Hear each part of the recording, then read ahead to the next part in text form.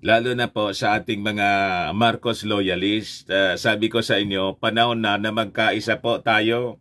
We have to unite. Pag Marcos loyalist ka, kailangan Marcos loyalist ka. Huwag ka nang kikiling-kiling sa kung kani-kanino.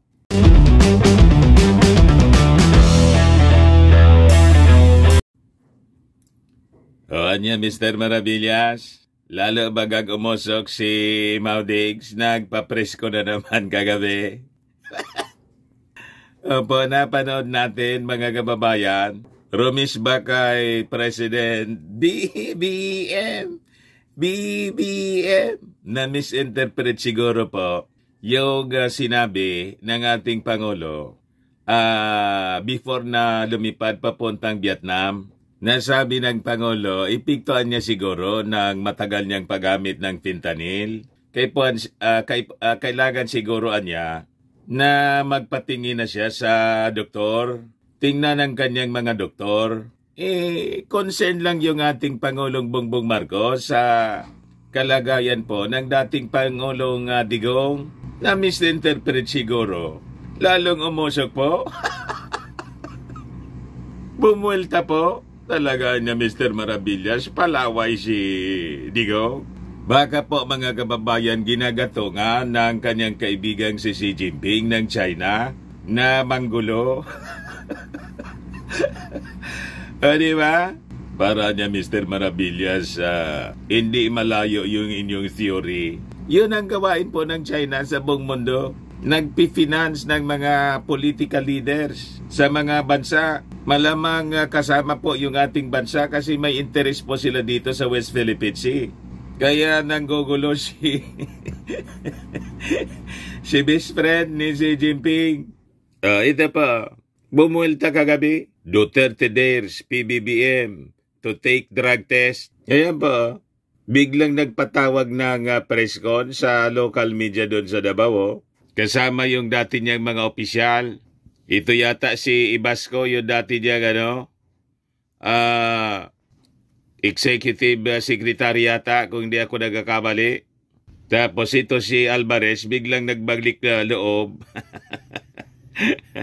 Kay Digong, ang sabi doon sa press con, ako anya matanda na, ikaw na anya mag-lead. Di ano anya, Mr. Maravillas, yung masasabi mo dyan. Bata niya, Mr. Maravillas, yung dati niyang kasama din na senador at na-involve sa mga kudita noong panahon, si Gringo Nasan, dating senador, at DIT secretary, DICT secretary, nagpalabas na rin ng video, si Gringo. Ayan pa, mga kababayan, parinig ko yung mensahe niya sa inyo mga kababayan kung ano yung ibig ding sabihin. Baka niya maglunsad ng destabilization, kudita. Yun ang sinasabi po mismo ni Maudigs. Tinitreten po yung ating Pangulong Bongbong Marcos na baka niya matulad ka sa iyong tatay. At nang iakusa niya na drug addict yung ating Pangulong Bongbong Marcos, pasalamat ka niya na hindi na ako presidente. Kasi kung presidente pa ako, baka nakasama ka doon sa, alam na ninyo, yung tokang-tokang AJK. Direktang threat, mga kababayan, yung ginawa nung linggo ni dating Pangulong Digong. Pero mahinahon yung sagot, mga kababayan, ng ating Pangulong Bongbong. Kung hindi pa nga po inambos interview ng media, hindi man po sana magsasalita. Itinanong po before na dumarga pa Vietnam, pero mahinahon po yung sagot ng ating Pangulo at concern pa kay Digong sa kanyang kalusugan, mental condition po na epekto daw ng fentanyl na kailangan niya tingnan ng doktor. Baka niya, Mr. Maravillas, kaya nagpapresko na naman kagabi. Tumira na naman. Tumira ng fentanyl. Malamang. Kaya umuusok na naman mga kababayan na parang dragon si Digong. But before ko mga kababayan ibigay sa inyo yung full story, pati yung nagbalik na pala po yung ating Pangulong Bongbong Marcos, may mga magandang balita. para sa atin after sa kanyang 2 araw na state visit po sa Vietnam. Para hindi po lang lahat masasamang kwento ang marinig ninyo dito sa ating programa. Click subscribe muna dito sa ating YouTube channel and hit the notification bell para lagi po kayong updated sa mga kaganapan dito sa ating bansa. Like and share na rin po ninyo ng ating video. Lalo na po sa ating mga Marcos loyalist. Sabi ko sa inyo, panahon na magkaisa po tayo. We have to unite. Pag Marcos loyalist ka, kailangan Marcos loyalist ka. Huwag ka nang kikiling-kiling sa kung kani-kanino. Kasi po, pag hindi, magagamit lang po kayo ng mga destabilizers ng ating gobyerno. Tama pa? Kayaan niya siguro Mr. Maravillas, hindi pa mag-resign si Inday para magamit pa yung hindi pa talaga iwalay ng tuluyan si Inday para magamit pa yung mga Marcos loyalists. Malamang yun ang kanyang intensyon kaya namamangka sa 2 ilog po. Huwag na rin po ninyo mga kababayan na skip yung ating mga commercial ads para tuloy-tuloy lang ang pag-unlad ng bagong Pilipinas. Sa mga naghahanap po ng malinis and spacious fitness gym, punta lang po kayo sa aming Colossal Fitness Gym. We also offer Grab Car Rental with our brand new 2023 model ng Toyota Innova. We also accept booking for those who are planning to travel via PAL, Cebu Pacific, and other airline companies, local and international, and bills payment for Meralco bills, PLDT, etc. Kahit saang bansa po kayo mag-travel, pwede na kayo magpabook online dito sa aming office. Pati po sa mga hotels, nag-online booking po kami para makatipid po kayo. May Paymaya din po kami at Bayad Center. Ang Colossal Fitness Gym is located at 3rd floor Security Bank Building, Lanco Business Park, Legazpi City, Albay. For inquiries, look for Jelon Maravillas. Contact number 0966-802-0949. Lagi na po mga matao sa amin. Na-set up na rin po yung aming mga bagong gym equipment. May treadmill na rin po kami. Ayos pa? Ayos na Mr. Maravillas. Ano niya Mr. Maravillas? Baka niya magka-people power uli o magkakodita dito sa ating bansa. Hindi na matuloy yung bagong Pilipinas. Malayo man siguro po. Relax nga yung ating Pangulong Bongbong Marcos. Nasa normal routine po siya ng kanyang trabaho. Kasi po yung armed forces natin, intact po siya. Ayan po sabi po ni Browner, no need for armed forces loyalty check amid issues. Armed forces remains non-partisan amidst remarks of ex-President Duterte. Mga nanggagatong po na mga analyst, tulad nitong dilawang political analyst na si Ronald Llamas, spin doctor po, sige panggatong po. Para magkagulo-gulo. Huwag kayong kakagat sa kanyang mga sinasabi. Spin doctor po yan. Baka paikutin po kayo. Para magkinabang po yung mga divide and conquer. Magkinabang yung mga dilawan. Kasi yung mga dilawan po, irrelevant na po yung mga dilawan. Hindi na pinag-uusapan. Nasa center stage ngayon, yung pang-aaway po ng mga Duterte sa Marcos.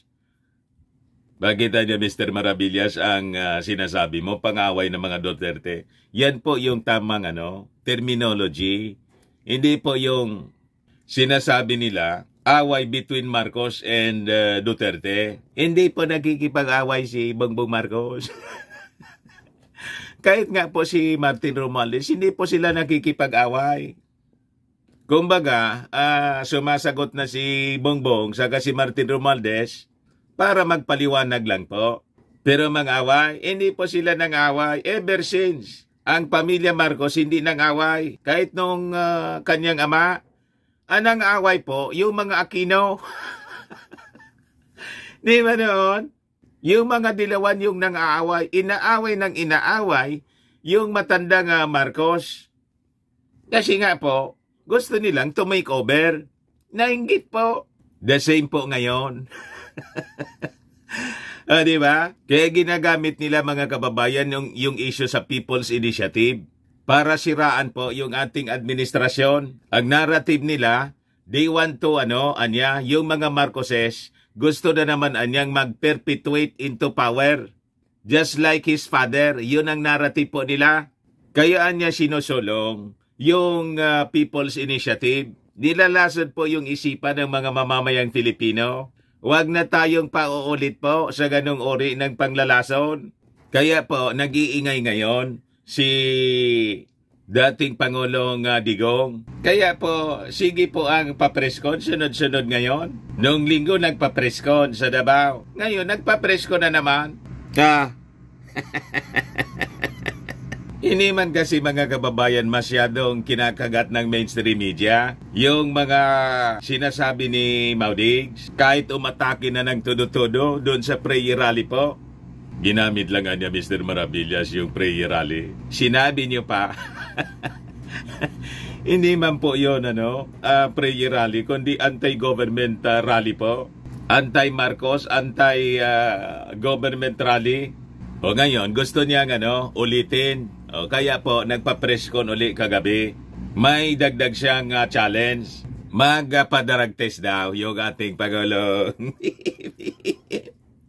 Bakit magpa-drug test yung ating Pangulong Bongbong Marcos? Before election po, noong 2022, 2 beses na yata yun na nagpa-drug test. Saka, siya yung publicly na nag-admit na nag-fentanyl. Ang fentanyl po is an addictive drug. Siya mismo yung nagsabi. At yung ating Pangulong Bongbong Marcos, mga kababayan, hindi man po siya nagdi-display ng addict behavior. Ano niya, Mr. Maravillas, yung addict behavior? Alam na ninyo, di ba? Ang isang addict po, disoriented kung magsalita po. Hindi mo maintindihan. Kontra-kontra. Di ba yun yung epekto mga kababayan ng droga? Nagkakaroon ng tinatawag na cognitive dissonance. Kasi nalulusaw yung shabu-shabu po. Siya mismo nagsasabi niya na huwag niya kayo. Kasi huwag ninyong subukan. Masisira niya ang buhay ninyo. Kasi nagsishrink po yung brain. Siya mismo yung nagpaliwanag niya. Sa mga speeches niya noong panahon niya, mga kababayan, yun ang dinidisplay ng kanyang Yung ating Pangulong Bongbong Marcos, tingnan ninyo kung magsalita. Nag-speech siya na naman doon sa Vietnam. Napakalinaw magsalita yung ating Pangulong Bongbong Marcos. Dire-diretso siya. May coherence. May unity, may coherence sa kanyang mga pagsasalita. Malayo sa pagiging adik. Ano ba yung mga adik? Mga adik, mga kababayan? Kung magsalita po, lutang. Ganon mga kababayan. At nagdi-display po ng aggressive behavior. Walang ganon pong makitaan tayo. Walang palatandaan na ganong pagdi-display ng behavior yung ating Pangulong Bongbong Marcos. Sino niya, Mr. Maravillas, yung may aggressive behavior? Walaan niya. Kailangan pa bang i-memorize yan? Sabi nga ng Lab Radio. Yung ating Pangulong Bongbong Marcos parang Lab Radio. Love lang, walang hate. Di ba? Pero Mr. Maravillas, gusto rin naming marinig yung papresko ni Maudigs. Parinig ko po sa inyo. Inulit lang niya yung kanyang mga akusasyon. Dinagdagan ng challenge na magpa-drug test daw yung ating Pangulong Bongbong. Baka niya siya, Mr. Maravillas, ang may pangangailangan. Ang advice po ng ating Pangulong Bongbong Marcos, baka niya, umipekto na yung matagal na paggamit niya ng fentanyl. Kaya ang concern niya, yung kalusugan ng dating Pangulo, kailangan niya siguro na matingnan ng kanyang mga doktor. Wala man pong masama na pinapahiwatig yung ating Pangulong Bongbong Marcos. Ayon, rumisbak si Digong kagabi. O yan po, iparinig ko sa inyo yung audio. Audio lang po. At kung ipakita ko man sa inyo, hindi sintro po para hindi tayo ma-restrict. Sabi rito, former President Rodrigo Digong Duterte Grandmen Sing Hotel, Davao City. Broadcaster Dennis Lasso yung nag-record nito, mga kababayan, na papreskon. Pero maraming mga local media na nandoon na pinatawag ni Digong, mga kababayan, para siya magsalita. Pakinggan po ninyo yung kanyang mga sinasabi. Ganito, yung mga body-body mo noon, sa binata pa kayo, yan sila, dito ka sa Davao, hirit kayo ng cocaine. Doon sa Tadeco, yan, gusto kong palanganan, nandiyan sa Malacanang. 1 hour and 30 minutes po siya. Iba, gusto mo pangalanan ko. Gusto mo niya pangalanan ko? Hindi man niya sinasabi. Tayo na lang. Kasi wala naman silang kasalanan. It's your idea kasi itong ano. Blackmail yung ginagawa ni I was suspecting Digong. Romualdez. Ang issue niya yung malabas doon sa People's Initiative. Malacanang na ano. Gusto mo rin talaga pati si Lisa, pati kayo ni Romualdez. Inaakos niya si Lisa, Romualdez. Kayong tatlo, pamilya.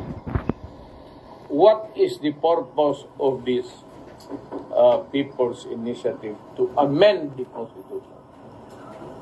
Alam mo, ang totoo lang, gusto lang rin ninyo mapahaba yung panahon ninyo sa Malacanang. And just what I said yesterday. Gusto lang daw na mag-perpetuate sa power. Mga Pilipino, once they are elected, karamihan, except for a few, siguro wala, ang isipin, pag nakaupo na, kung papaano gagawin na para sila tumagal sa pwesto. Yun daw ang agenda. Father and ikaw, hindi talaga nagkaiba. At sumusunod ka talaga.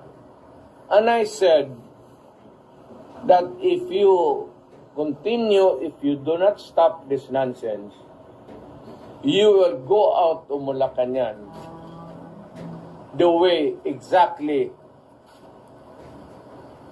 when it happened during your father's time. Maniwala ka niya sa akin. So, may threat siya, mga kababayan, na mag-people power. Kasi, di ba, kung papano, anya yung nangyari, yun ang sinasabi niya eh.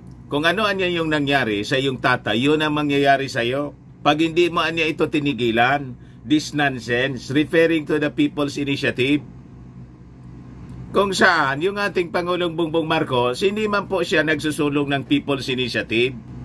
Kinausap niya nga po si Mig Zubiri, Senate President, at saka si Martin Romualdez, na kung magsusulong ng charter change, ikaw na niya yung manguna, the Senate, and let the Congress adopt it.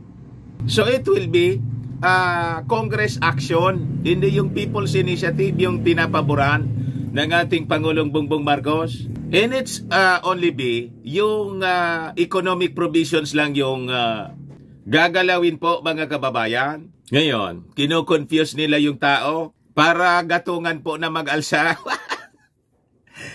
Payag kayo, mga kababayan, sa ganitong gawain ng dating Pangulong Digong? Pero niya, Mr. Maravillas, di ba noong panahon niya, di ba isinusulong niya yung charter change din? At hindi lang economic provisions, gusto na nga niya na total overhaul kasi yung gobyerno, yung sistema ng pamumuno, gusto niyang palitan from presidential to federal form. Yun na nga po, kasi panahon niya yun.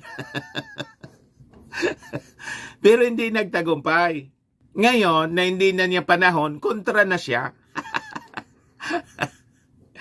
O di ba mga kababayan, nakakalito yung posisyon ni Digong? Pagdating sa panahon magkagulo, they have to intervene because there will be bloodshed. Yung military daw, mga kababayan, hindi iyo yan anya. Pero ikaw ang nag-umpisa sa nagulo, hindi kami. Pero hindi daw sila yung nag-umpisa kung magkagulo, hindi kami. Kita ninyo, harap-harapan mga kababayan na nagsisinungaling sa ating mga mamamayang Filipino. Sino ba ang punot dulo ng gulo, kaguluhan? Kung hindi sila, nanggugulo ba? Gugustuhin ba ng ating Pangulong Bongbong Marcos na guluhin niya yung ating sariling bansa na siya yung nakaposisyon? Di ba? Napakasama yung epekto ng fentanyl, mga kababayan. Di ba? Napakalayo sa katotohanan po na ang magsimula ng gulo dito sa ating bansa, yung mismong Pangulong Bongbong at si Martin Romualdez, nasa poder sila. Paano manggugulo? Di ba yung dapat manggugulo? Yung hindi nasa poder? Yung dating may poder, wala na sa poder. Kaya nanggugulo? Di ba dapat ganon? And yun ang nangyayari ngayon mga kababayan kasi wala sila sa poder. Yung anak niya, vice-presidente, kasi naman na niya, tinanggalan ng confidence. Yun na nga po mga kababayan, paano hindi tanggalan na yung 125, pinatikim. Di ba binigyan ng galing pa nga sa nakaso pa nga, nandun sa Supreme Court. Mismong yung ating Pangulong Bongbong Marcos, yung nag-authorize para may magamit si Inday, 11 days, 125 million po. Nilunok. Ikaw man yung presidente, anong gagawin mo? At saka mga kababayan, yung simula ng gulong ito, ulitin ko naman kasi pilit nilang binabaliktad. Ang simula po ng gulo at ang nanggulo, yung kaalyado nila. Si the little girl, nang mag-attempt po na ikudita si Martin. Siyempre hindi papayag yung ating Pangulong Bongbong Marcos na yung kanyang pinsan po matanggal sa posisyon. Kasi po, pag natanggal sa posisyon si Martin, magiging vulnerable yung mismong yung ating Pangulong Bongbong Marcos. So we have to protect Martin Romualdez. As we protect Martin Romualdez, we are protecting President Bongbong Marcos. Kasi pag nakuha nila yung Congress, yung impeachment po, malamang ma-impeach yung ating Pangulong Bongbong Marcos gawa ng kaso. Di ba? Yun ang gawain po ng mga dilawan. Si Digong niya, hybrid po si Digong. Di ba? Yung simula ng kanyang political career, appointee siya as Vice Mayor ni Coricong. Kaya nga po, wala siyang sinasabing masama sa mga Aquino. May utang na loob siya. So, nagets na ninyo mga kababayan kung ano ang kwento. So, we really have to support the Speaker, Martin Romualdez. As we protect Martin, we are protecting President Bongbong Marcos. Yun ang dapat maintindihan ninyo na mga Marcos loyalists. Kaya huwag kayong gaganon-ganon. Ang iba sa inyo, Inday pa. Si Inday po namamangka sa dalawang ilog. Bakit hindi niya Mr. Maravillas binibitawan pa ni Inday ang pagiging DepEd Secretary at nakikipag-plastic sa ating Pangulong Bongbong Marcos? Yan po yung sinasabi ko sa inyo. Kasi pag ginawa yon at this early, makikita po ninyo ang mga Marcos loyalists will unite and totally reject ang mga Duterte, including Inday. Kaya namamangka sa dalawang ilog, mga kababayan si Inday. Although, marami na yung nananawagan. si Trillanes, si De Lima narinig ko. Sino pa yon? Ilista na lang po ninyo dyan yung mga nagsalita na dapat niya mag-resign na si Inday kung may natitira pang hiya. Minaramura niya ng kanyang pamilya, si Bongbong Marcos, and pati siya yung stand niya sa maraming issues including itong charter change. Una yung sa peace talks, kontra na sa policy ng ating Pangulong Bongbong Marcos. So ano pa? Di ba? Noong bagong Pilipinas, hindi pa nga po dumarating yung ating Pangulong Bongbong Marcos. Alam niyang 6 o'clock, nauna siyang nagsalita. Matapos na magsalita po, lumipad papuntang Davao para sa anti-PI na naging anti-Marcos. Rally, mga kababayan. Ituloy natin. Yung balita ko, yan ba? ito ba si Lisa? Hindi ko ito kilala. Wala, hindi ko talaga. Total stranger. Pero nung mayor ako, nabalitaan kong galit siya. Kasi ito si Bong, lumapit sa akin, Bongo, galing request daw nila, I do not know if it's Ferdinand Marcos o Lisa, gustong Department of Agriculture Secretary. Sinabi ko, Bong, sabihin ko kagad, right at the start, hindi ko pwedeng kunin yan kasi drug addict yan. Huwag mong isali yan sa kabinete ko. Kaya noon, nung tumakbo ng presidente, nakipag-usap sila ni Inday at nagkaroon sila ng unity team. Tapos, Inday was the running mate. Nakita mo naman ninyo ako, ang anak ko, running mate ni Marcos. Hindi ako sumusuporta. Nagkampanya lang ako sa anak ko, but I never mentioned the name of Marcos for president. Why? Kasi alam ko, bangag. Inulit niya, mga kababayan. Sesyon sa Agriculture Secretary, pati yung... Gusto daw mag-apply. Di secretary sa kanya si BBM noon. Si Lisa daw yung kinausap ni Bongo.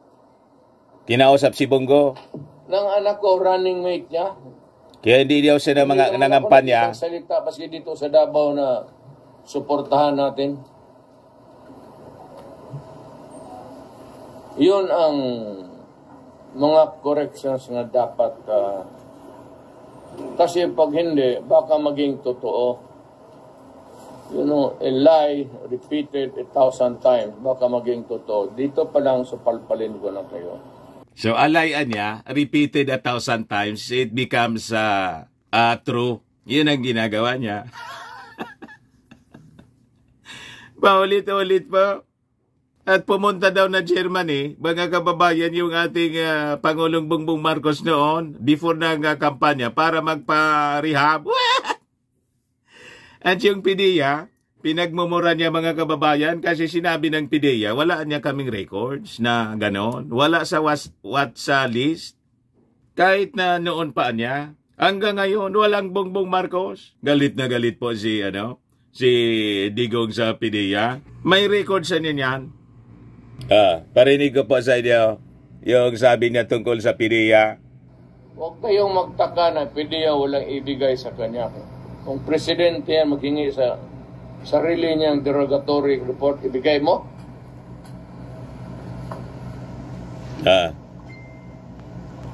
Siyempre magsabi talaga wala. Tingnan mo, pag nawala na si Marcos, di ba maglabasan na naman yan?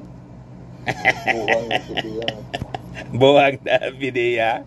Galit siya kasi kinontra yung sinabi niya. Ngayon, sabi ng isang reporter doon, ano niya yung prueba mo?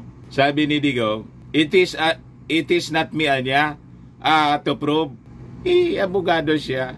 Sabi sa turo po sa sa law school, the burden of proof anya is on the accuser. Siya na mag-akusa, di siya mag-prove. Ang gusto niya na mangyari po, ang mag-prove na hindi siya adik, yung ating Pangulong Bongbong Marcos, siya yung nag-akusa. Di ba? At ginawa na yun ng ating Pangulong Bongbong Marcos. Kasi di ba may challenge sa mga candidates noong before election, during the campaign. So nag-submit mga kababayan sa drug test yung ating Pangulong Bongbong Marcos, negative. You see? Sabi ni dito. Hindi ako ang tumakbo ng public office. It is an accusation against him from the public. Bakit ko iproba? It From is the for public him daw. Siya man lang ang to sit nag-akusa. in the Luneta Park. Pagkuha siya ng dugo doon. Magpa-drug test daw. Independent entity o doktor. Magpakuha rin ako. O sige, pati ako. Pakuha Pati daw ng siya. blood test. Yan, that is how the way it is disproved. Hindi marunong ang... Oto-oto? O, di ba? Si Pulong nga, mga kababayan, di ba noon, naalala ninyo, yung tato, ayaw ipa-examine yung tato. Si Pulong, nang imbestigahan sa Congress po, yung sa droga din na ina-accuse na member ng sindikato niya. Kay Trillanes yata yon, kung hindi ako nagkakamali, yung mga akusasyon ni Trillanes noon, pina-examine po yung tato. Ang sabi nila, oto-oto? O ngayon, di gamitin natin yung argumento nila, oto-oto? Magpa-examine? Kayo ang magpa-examine. Ang advice ng ating Pangulong Bongbong Marcos as his concern sa mental health and sa overall health condition ng dating Pangulong Bongbong Marcos na tingnan ng doktor. Kasi baka ito yung matagal ng epekto po ng matagal niyang paggamit ng fentanyl. Di pa ba mga kababayan? Sa iyo. Ayan Then you have to disprove it. It is not for me to prove it. Baliktad na po? Hindi na sa abogado? Hindi daw siya yung magpo-prove? Siya nag-accuse? Ano ka man? This is governance. Wala na sa hulog po? Yan, sabi turo po sa law school. Lagi nating naririnig, the burden of proof. Doon sa nag-akusa. Kasi po, di ba may batas tayo against self-incrimination? The right against self-incrimination. Yung ilagay mo yung sarili or i-expose mo yung sarili mo, intentional or unintentional, to criminal prosecution. So, di ba? Oto-oto? Tulad noong panahon mga kababayan, anong ginawa ng mga dilawan? Nagkaso na ng kaso. Laban sa mga Marcoses, napakaraming kaso po. Dito pa naman sa ating bansa, pag finailan ka ng kaso, hindi pa nga napapatunayan, guilty na. Di ba? Kaya yung mga mamamayang Filipino, dami ding na utunoon, naniwala na yung mga Marcoses magnanakaw. O ngayon, isa-isa yung mga kaso po na ibasura ng husgado. Kaya nga po, yung ating Pangulong Bongbong Marcos, landslide na nanalo. Huwag kami, digong. Di niya, Mr. Maravillas, ang analysis mo. Bakit sunod-sunod yung panggugulo ni Digong? Malamang po, yung sinasabi ni Trillanes kasi, palagatong din ito si Trillanes, na nakakuha na ng mga ebidensya po, yung ICC, na nagdidiin po kay Digong. Di ba niya, Mr. Maravillas, dahil sa kanyang pagpapreskon, na validate lang ng mga tao sa buong mundo, including ICC, baka nakamonitor yon, na talagang involved sa AGK si Digong. Siya yung nagsabi, sinabihan yung ating direct threat yun. Sinabi yan yung ating Pangulong Bongbong Marcos na kung ako niya yung Pangulo pa ngayon, nakasama ka doon sa tukang. Ibig sabihin, nakasama doon sa numero. So, siya mismo yung nagbigay. Self-incrimination yun. Siya mismo yung nagbibigay ng ebidensya. Dinidiin niya yung kanyang sarili. Pagkatapos, itinuturo yung ating administrasyon. Sinabi na nga ating Pangulong Bongbong Marcos noong nanginginig na si Bato. O di ba inulit ng ating Pangulong Bongbong Marcos? Ito yung sinabi, inulit ng ating Pangulo. I do not recognize the jurisdiction of ICC in the Philippines. I do not. I consider it as a threat to our sovereignty. The Philippine government will not lift a finger to help any investigation that the ICC conducts. Yan sinabi niya, January 24, 23, 2024.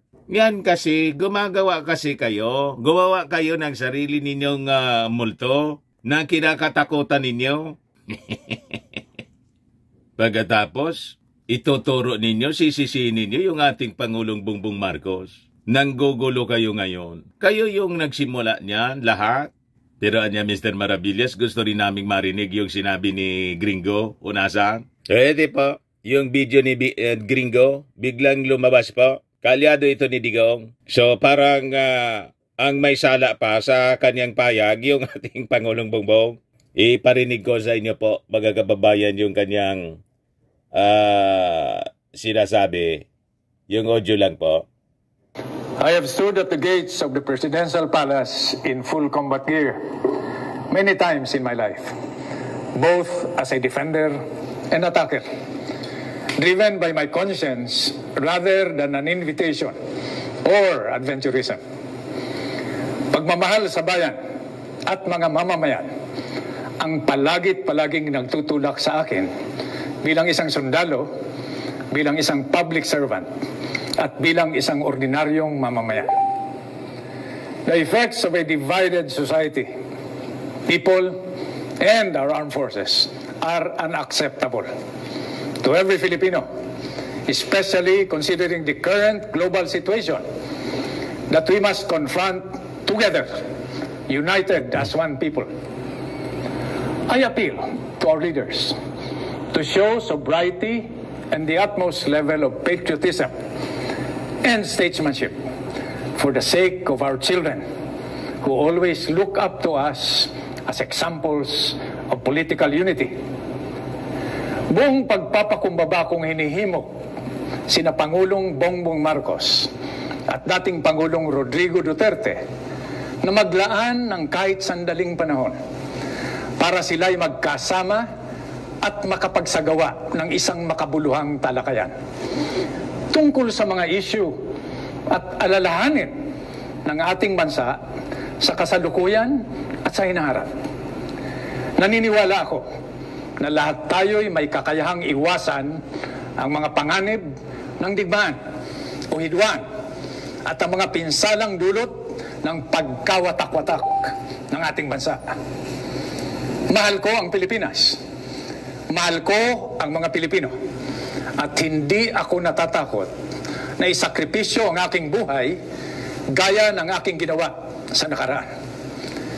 Titindigan ko ito kung ang nakararaming kababayan natin ang patuloy na magdurusa sa gitna ng tensyong politikal sa pagitan ng tinitingnan pa naman nating mga national leaders. Ako po si Gringo Nasan, Pilipino.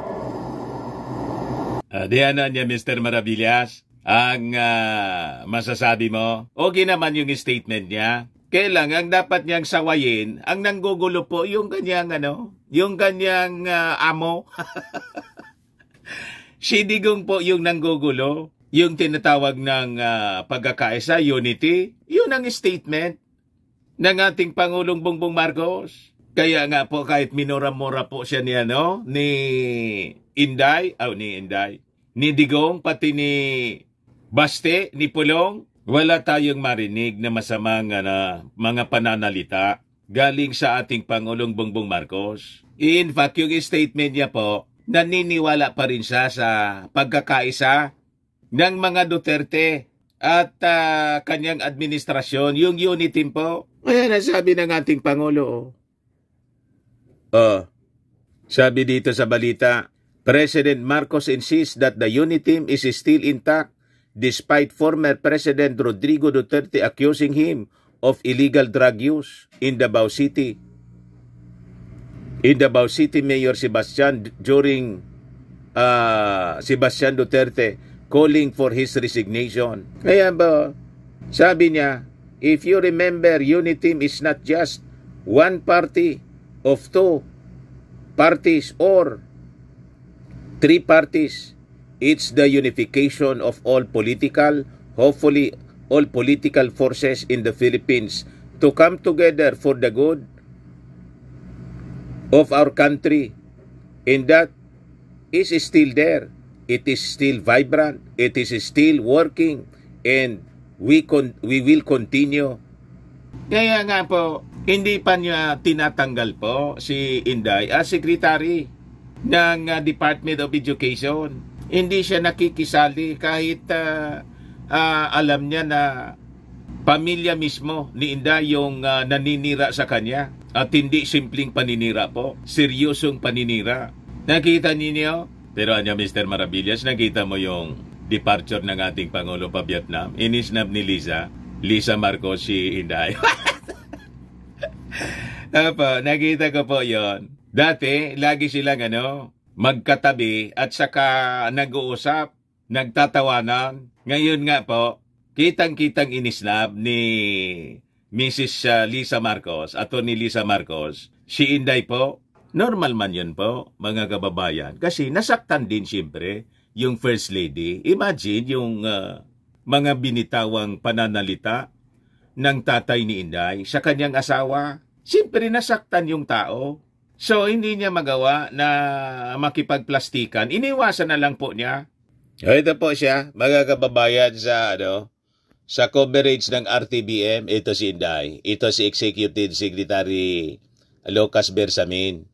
Yung Pangulo, nandun, papunta rito. So, tingnan natin mga kababayan. Yan ba? Yan ang Pangulo. Biglang si Lisa.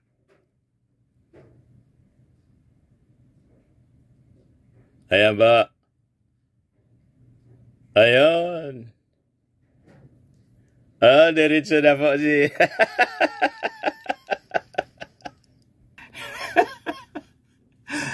Kitang-kita niya si Inday. Dumistan siya. Dumaan si Mrs. Marcos si Lisa Marcos sa likod. Ayan si Inday, Tumayo muna siya dito mga kababayan para umiwas na lumapit. Di ba dapat? Nandun siya sa mismong tabi ng ating Pangulo at magkasabay sila dapat na nakipagkamay kay Inday. Dumistan siya, nasa likod na siya. I-play ko ulit pa, mga kababayan. Tapos bumalik siya, papunta kay Lucas Bersamin. Tapos, ayan, mga kababayan. Diretso na. Linampasan. Pagkatapos, bumalik para makipagkamay kay Lucas Bersamin. Tapos, bumelta papunta sa likod ng ating Pangulo para diretso nang sumakay sa eroplano. Di ba, mga kababayan? So, naintindihan natin yung damdamin ni First Lady Lisa Marcos. Kahit man po kayo, yung asawa ninyo, itanong natin sa mga nanonood sa atin, yung asawa ninyo, tinawag na drug addict, bangag, at gusto pang kung presidente pa niya ako nung panahon na niya, baka niya nakasama ka doon sa yung natukhang, yung yung AJK, direct threat yung ginawa mga kababayan ni Digong sa Pangulong Bongbong. Ganon katindi. Ngayon, ikaw yung asawa ng Pangulo, ikaw si Lisa Marcos.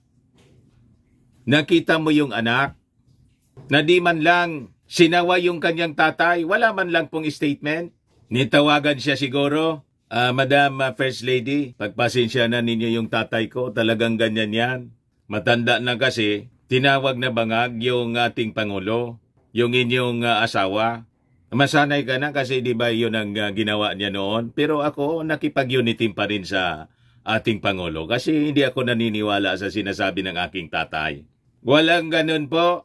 So, we could understand very well yung display ng reaction ng ating First Lady, Lisa Marcos, na inisnab si Inday kasi nasaktan.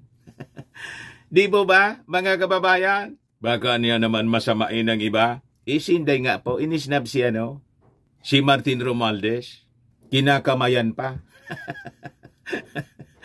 Kinakamayan, mga kababayan. Pero Mr. Maravillas, sa mga DDS, tama yon. Yon nga po. Double standard palagi po. Yung mga DDS, ganun sila. Yan man lang po mga kababayan. Napahaba na yung ating talakayan. Baka lang gusto ninyo po itong itry. Firmax Firming and Lifting Cream, pinapahid po sa mga pulses in affected area. Mainam po sa paninigas na mga kaso-kasuan. Ito naman po, Automax Radiant Serum. Sa mukha naman yung application. Anti-aging po siya. You will look 10 years younger than your age. Sa mga cancer patients naman po, baka lang gusto ninyo itong itry. Ning siya red mixed fruit drink. Hindi man po siya gamot, food supplement siya. Kaya lang, gawa siya mga kababayan sa goji berry. Yung goji berry may anti-cancer properties. Ayos pa? O yung mga inquiries ninyo, dumiretso na lang kayo sa aming messenger sa Facebook para masagot namin agad. Ako po si Dante Maravillas. Bye-bye. God bless.